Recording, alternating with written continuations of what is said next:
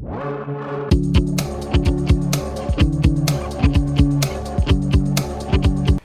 previews, la présentation de chaque équipe du top 14, une par jour pendant 2 semaines jusqu'à la reprise. Avec moi Simon pour parler d'Agen, le club que tu suis désormais. Comment ça va ? Salut Baptiste, ça va très bien, merci. Alors l'indice pour trouver Agen, c'était Clannecly. On peut trouver ça étrange, mais les deux villes sont jumelées. Je sais pas si vous le saviez. Ouais, je le savais, Deux ouais, bastions très juste. du C'est vrai. rugby. donc C'était pas voilà. évident. Ouais, c'était moins difficile. Plus Très difficile bien. que la dernière fois. Mm. Voilà. Donc Simon, ces Agenais, comme le Stade français, ont eu la chance de bénéficier de cette crise sanitaire qui les a un peu sauvés, car l'histoire est quand même embarquée. Ouais, c'est ça. Bon, bah forcément, après, les Agenais se faisaient pas d'illusions, hein, au vu de leurs moyens et de leur budget forcément plus réduit que d'autres. Ils s'attendaient pas à terminer dans les 6. Faut regarder sur les 3 dernières saisons, ils ont fini 11e, 12e. Et là, l'année dernière, ils étaient à la 13e place quand le championnat s'est arrêté. Donc bien sûr, les Agenais, ils étaient engagés dans la lutte du maintien. Mais après, bon, c'est sûr que le Stade français était en train d'opérer une belle remontée, mais voilà, on le saura jamais. Et puis finalement, ils ont profité un petit peu de ça, et maintenant ils ont une nouvelle année pour confirmer qu'ils ont bien leur place dans ce top 14, quoi. Ceux dont ils n'ont pas profité, par contre, contrairement aux autres petites équipes l'an passé, c'est l'effet Coupe du Monde qui n'a pas eu d'effet sur eux parce qu'ils ont un calendrier en fait, finalement tourné sur les petits et ils ont eu une période très difficile de fin septembre à fin janvier. Ils ne remportent qu'un seul match et un début de saison catastrophique. Ouais, c'est vrai, je m'en souviens bien de cette période. En plus, on se souvient de courtes défaites à la maison, un sentiment, c'était assez frustrant parce qu'il y avait vraiment les joueurs donnaient tout. On avait vraiment le sentiment que les joueurs donnaient tout ce qu'ils avaient sur le terrain, mais ça, il manquait toujours un petit truc, une erreur, une fin de match non maîtrisée. Comme l'avait dit aussi le manager Christophe Lossuc, comme il l'a dit dans nos colonnes quand on a fait la saga du club, ils avaient aussi un petit problème de profondeur d'effectif. Dans les 20 dernières minutes, il manquait de puissance, d'énergie, de maîtrise pour terminer ces matchs-là. Donc oui, c'est vrai qu'on se souvient de cette période qui avait été assez sombre pour le club agenais. Une période aussi émaillée par 6 matchs de Coupe d'Europe où malheureusement ils font un 0 pointé, mais bon, et comprendre dans une poule avec Bordeaux, Édimbourg et Wasp. Ouais, voilà, bah là, Bordeaux et Édimbourg se retrouvent en quart de finale.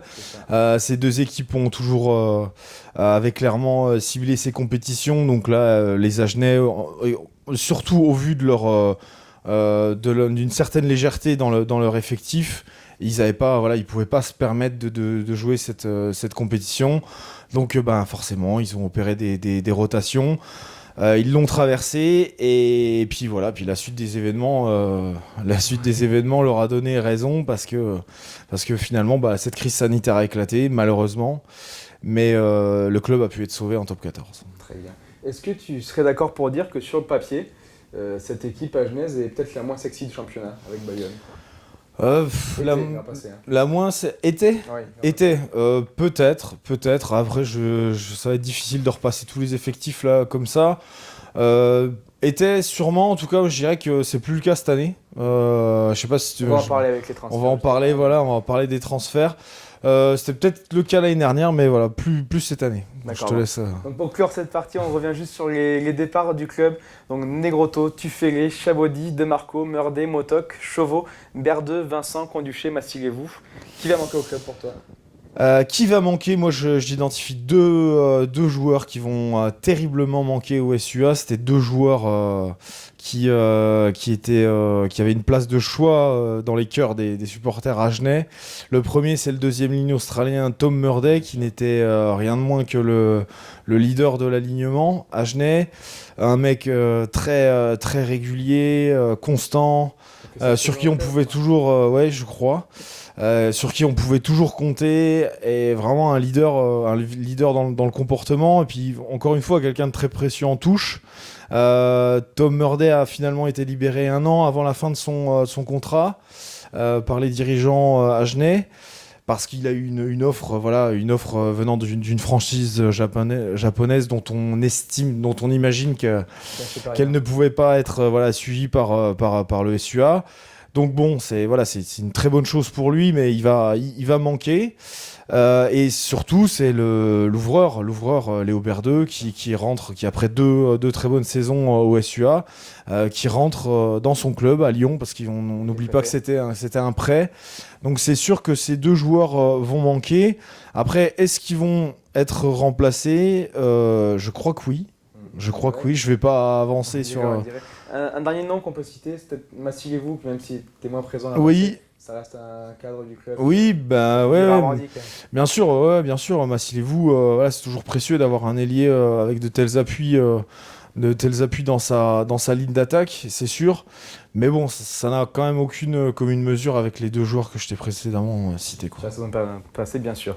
Donc on passe maintenant aux arrivées, au recrutement du club. Et là, c'est intéressant, il y a des choses à dire. Ouais, alors je te cite tous les joueurs, on en parle après. Ouais. Donc Fagatea, Yameogo, Moreau, Vernet, Gérondo, Cotin, Reed, Ibitoye et Butin. Ouais. Il y a des noms qui nous parlent. Ouais, il y a des noms qui nous parlent, c'est sûr. Je trouve que le SUA a fait un recrutement malin. En ciblant des joueurs qui ont une vraie expérience du top 14. Je pense à Camille Gérondo qui est quand même passé par des clubs, Clermont, le Racing, Castres, voilà, c'est des sacrés clubs. Victor Moreau aussi connaît très bien le top 14. Jean-Marcelin Butin, j'en parle pas, il est international, il a 2 sélections avec l'équipe de France. Donc c'est vraiment des joueurs qui vont apporter justement déjà de la profondeur, bien sûr, dans l'effectif, de la puissance aussi concernant Moreau. Donc apporter cette profondeur qui leur manquait peut-être un peu l'année dernière, et aussi, je l'espère, ce sang-froid en fait pour finir les matchs et de l'expérience. Bien sûr, ouais, voilà. Donc ces joueurs-là, Gérondo par exemple, va forcément, on sait que c'est un super joueur en touche. Donc je pense que pour en revenir à ce que je disais tout à l'heure, Tom Murday, le départ de Tom Murday va peut-être certainement déstabiliser un peu l'alignement à Genève. Mais pour en avoir parlé avec des joueurs récemment, il y a Romain Briat, le capitaine, a été nommé capitaine de touche aussi. Donc Pierce Phillips a pris de plus grandes responsabilités au sein de l'alignement agenais. On m'a expliqué que le troisième ligne, Vincent Faré, m'expliquait que c'est un joueur qui jouait pas énormément l'année dernière parce qu'il avait exactement le même profil que Murday. Donc du coup, là cette année, ça va un peu le libérer, ça va lui permettre de prendre plus de place dans l'alignement. Donc voilà, je pense que ces joueurs, Léo Berdeux a été remplacé à l'ouverture par donc Noël Reed, qui nous vient du Leinster et dont on ne sait. Ouais, voilà, c'est ça. Et dont on ne sait pas encore énormément de choses parce que, mais voilà, on l'a vu que sur quelques matchs amicaux, mais il faudra plus de temps pour se rendre compte. Et il y a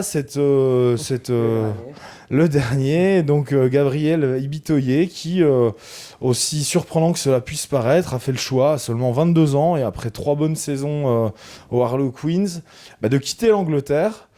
Donc potentiellement de tirer un trait sur une possible sélection avec le 15 de la Rose. Bon, on va pas s'enflammer non plus parce qu'il faut quand même rappeler qu'il est un international des moins de 20. Il a quand même joué 2 Coupes du Monde junior avec les moins de 20 anglais. Donc ça veut pas dire qu'il était dans les plans d'Eddie Jones. On va pas non plus s'enflammer.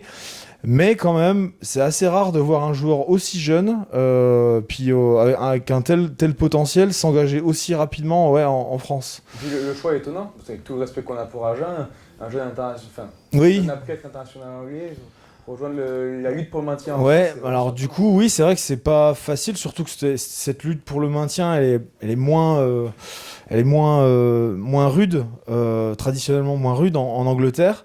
Mais je pense que c'est... Alors après, ça veut peut-être dire aussi que c'est un joueur qui veut vraiment du temps de jeu, qui a signé dans un club où il y a peut-être un peu moins de concurrence qu'à Toulon ou Clermont et qu'il a vraiment envie de jouer. Ça, c'est plutôt une bonne chose. Alors, on l'a déjà vu évoluer sur les matchs amicaux. Clairement, c'est un pur talent offensif, voilà, parce qu'il a vraiment, c'est un athlète. D'ailleurs, je te coupe, mais pour découvrir un peu plus ce joueur, actuellement, on vous diffuse des images notamment de l'essai qu'il offre contre Clermont. Voilà, oui, ah oui, c'est là. Bon, après, voilà, certains hurleront en disant que c'est vraiment, ça peut être un joueur égoïste, c'est vrai, parce que bon, il passe en revue quand même toute la défense clermontoise sans faire une passe, mais il fait celle qu'il faut. Voilà, la dernière, juste est-ce qu'il se fait rattraper vraiment à 2 mètres de la ligne par un Clermontois, et il arrive à servir, donc c'est bon, voilà, on peut dire qu'il a fait la passe qu'il fallait. Pour l'instant, on l'a vu, vraiment, c'est un vrai talent offensif, c'est bien, ça va faire du bien à l'attaque du SUA. Et par contre, en défense, on va voir, parce que d'après ce qu'on a vu sur les matchs amicaux, il n'est pas super à l'aise. Alors, je sais pas, est-ce que c'est un problème de comportement, de repères, de championnat. Bon, voilà. Après, voilà. L'histoire nous renseignera. Très bien, donc on clôt là-dessus cette partie du coup sur le recrutement. Et on passe à l'effectif. Ouais. Pour toi, quels sont les points forts et les points faibles de cette saison sur l'effectif ? Ben, j'ai l'impression que, comme on le disait, on a su, les dirigeants agenais ont su garder. La première bonne chose, c'est qu'ils ont su prolonger leurs bons joueurs, leurs joueurs importants comme Romain Briat, Jessie Gegerlener, des gens comme ça qui sont des jeunes joueurs à fort potentiel, qui sont au club depuis un petit moment et qui vont pouvoir vraiment s'inscrire dans la continuité avec ce club. C'est important d'avoir des mecs qui tiennent vraiment au club dans un effectif. Et après, voilà, l'avantage, c'est qu'ils sont bien renforcés, en fait. Certes, ils ont perdu des joueurs, mais le recrutement est prometteur. Et je pense que le groupe de cette année est plus fort, est plus étoffé que l'année dernière, ouais. Un poste en particulier qui te dit où là le club est bien fourni ? À l'arrière peut-être Moui, Tolo, Butin. Ouais, c'est vrai, l'arrière, surtout qu'il y a d'autres joueurs qui peuvent émerger à ce poste-là. Je pense aussi à Nathan Decron qui a fait une super saison l'année dernière au centre. Il y en a des joueurs de qualité, il y a pas de souci. Moi, je me fais pas. En tout cas, je suis plus confiant pour la réussite de leur mission maintien cette année que l'année dernière. Ouais. Très bien. Donc on va faire un petit tour sur le 15 probable qu'on a dessiné cet été dans Milieu Olympique. Donc une première ligne, Tetrashvili, Bartomeuf, Ryan. Ouais. Deuxième ligne, Zafra, Moreau. Troisième ligne, Briat, Gegerlener, Pierce. Charnière, Abadi, Lagarde. Aux ailes, Ibitoye, Otolo et Tolaji. Au centre, Decron, Sadi. À l'arrière, Butin. Alors, moi, je changerais juste un petit truc. Peut-être il y aura concurrence entre Zaf au poste de 4. Ouais. Bon, c'est sûr qu'il leur faudra un 5 puissant. Peut-être Jordan, parce que Jordan, c'est la bonne surprise aussi qui est arrivé en cours de saison l'année dernière. Ça a été vraiment la bonne surprise du recrutement de cours de saison. Et peut-être que Pierce Phillips va reprendre le numéro 4. Donc il y aura une belle concurrence avec Andrés Zafra, qui a fait aussi une belle saison, qui est un beau sauteur. Voilà, je pense que Pierce, Lawrence Pierce, le numéro 8, l'anglais, qui a été vraiment excellent aussi l'année dernière. Super saison, voilà, je suis assez... En mêlée, c'est bien, hein, Tetrashvili et Ryan, de chaque côté, c'est des joueurs sûrs. Voilà. Un joueur pour toi qui pourrait exploser cette année côté Agenais ? On ne connaît pas trop. Qui pourrait exploser. Là, franchement, je voudrais pas me mouiller. On m'a dit du bien de Corentin Vernet, qui arrive de Toulon. C'est un jeune joueur, mais à suivre possiblement. C'est un joueur à vraiment un fort potentiel. Voilà. Est-ce qu'il aura après j'espère qu'il aura juste la place de s'exprimer dans l'effectif. Peut-être Gegerlener aussi, qu'on connaît, mais qui pourrait vraiment prendre une dimension bien supérieure. C'est plus une révélation. Jessie Gegerlener, quand même, il est là depuis longtemps. Oui, après qu'il franchisse un autre cap, oui, bien sûr, pourquoi pas. Mais il y a... Oui, enfin, ils savent, voilà, le staff... Agenais, c'est qu'ils peuvent compter de toute façon sur un mec comme ça, comme d'autres. Très bien. On passe à la dernière partie sur l'état d'esprit. Comment tu sens ces Agenais du coup avant ce début de saison ? Il y a eu un match amical, une courte défaite, c'était pas spectaculaire. Non. 7-5 contre 34. 7-5, ouais. Ben, c'est vrai qu'ils sont un peu... ils sont frustrés de ce début de saison, comme on l'est tous, comme plein de clubs de top 14 le sont. Il manque de repères certainement. D'ailleurs, ils m'ont tous dit. J'avais au téléphone donc Vincent Faré pour la présentation du match La Rochelle-Agen, et le troisième le troisième ligne me disait qu'ils avaient vraiment hâte de faire ce match à Marcel de Flandre. Pourquoi ? Parce que ils ont eu une opposition contre Castres, donc une opposition assez rude, un match assez fermé qui s'est terminé en 7-5. La semaine d'après, ça a été un épisode rocambolesque pour qu'ils finissent par faire une opposition dirigée à Bayonne, en sachant que le lieu du match a été changé 6 ou 8 fois, je sais plus. Ils ont joué sous des trompes d'eau, bon ça arrive au rugby, il n'y a pas de problème. Mais à huis clos, à Cabreton, c'était des conditions, non, certes pas idéales, alors faut s'adapter dans la vie, c'est bien. Mais je pense qu'il leur manque un peu ces repères de jouer dans un vrai stade. Et ils avaient hâte d'aller à De Flandre et puis de retrouver un peu cette ferveur, cette pression, une belle... Non, c'était à De Flandre. C'était à De Flandre ce week-end. C'était prévu. Et du coup, ils avaient hâte d'aller à De Flandre pour vraiment se mettre un peu... se faire un vrai test, quoi, à balles réelles. C'est vraiment une belle opposition. La Rochelle, en plus, une opposition revancharde qui a pris quand même 38-0 la semaine d'avant contre le Stade Toulousain. Donc des Rochelais vraiment bien remontés. Un vrai défi qu'ils attendaient. Voilà, les Agenais, ils avaient vraiment envie de jouer ce match, quoi. Et puis, résultat, match annulé. Et ils ont fait Agen contre Agen, comme tout le monde, comme Bayonne a fait Bayonne contre Bayonne. Et du coup, la bonne nouvelle, c'est qu'Agen a gagné. Voilà. C'est tout, il n'y a pas d'autre. Donc c'est sûr qu'ils sont frustrés parce qu'ils ne vont pas aborder ce championnat avec beaucoup de certitude. Ce sera un peu dans l'inconnu. Mais le point positif, c'est qu'ils vont retrouver une équipe qu'ils ont affrontée il y a 2 semaines. Quoi, vu que le premier match, ce sera à Castres, à Armandie. Voilà. Un match sûrement serré. Ouais, peut-être. Dans nos colonnes, justement, Jessie Gégarlener disait qu'avec le recrutement ambitieux qui avait été fait, si tout se passait bien, le club pouvait peut-être rêver un peu plus que jouer simplement le maintien. Milieu de tableau. Oui, pourquoi pas. Il faut, je pense qu'ils sont conscients de leur capacité comme de leurs limites. Après, bien sûr, ils peuvent viser mieux que. Ils ont terminé à cette 13e place. Je pense qu'ils peuvent viser mieux. Après, il faut savoir être. Faut rationnel aussi. Bon, après, il y a un beau projet. Il faut rappeler qu'il y a un beau projet de stade qui va voir le jour d'ici à 1 an et demi. Ça, c'est bien pour le club qui va continuer à se structurer, se garantir des rentrées d'argent plus régulières, peut-être continuer à se développer. Donc voilà, peut-être que tout sportivement, cette année, ils vont peut-être franchir un premier cap. L'année prochaine, structurellement, ça va leur donner peut-être un autre élan pour franchir un autre cap sur le plan sportif. Donc il faut savoir raison garder, mais il faut... Gégarlener avait bien raison de dire qu'ils doivent aborder cette... ils n'ont pas à s'excuser d'être là, quoi. Hein. Enfin, ils ont gagné leur place en top 14, c'est une belle formation. Puis même s'ils n'ont pas un budget à hauteur d'autres, on a vu plein d'équipes par le passé, Oyonnax, faire jouer les surprises. Donc qui sait, moi je préfère pas... faut pas les condamner d'entrée de jeu, quoi. Bien sûr. Pour finir du coup la 5e partie, on s'engage. Tu vas nous le dire, du coup, toi, une fois qu'on a pris tout en compte, on s'engage. Moi, 9 dixièmes. 9-10. Ouais, 9 dixièmes, pourquoi pas. Il y a plein de clubs aussi qui auront des... les saisons sont longues, hein, voilà, puis elles amènent toujours leur lot de surprises, on le sait.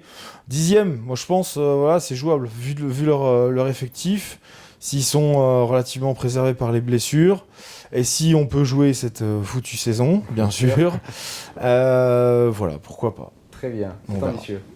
Écoute, il faut l'être. Très bien. Donc on termine cet épisode, donc c'était un épisode avec toi Simon, et on vous donne comme toujours l'indice pour l'épisode de demain. Alors, l'indice c'est pelouse de légende. Pelouse de légende, d'accord. Ah ouais, c'est pas évident, ouais. Alors, merci de nous avoir suivis et on vous dit à demain pour un nouveau numéro. À bientôt.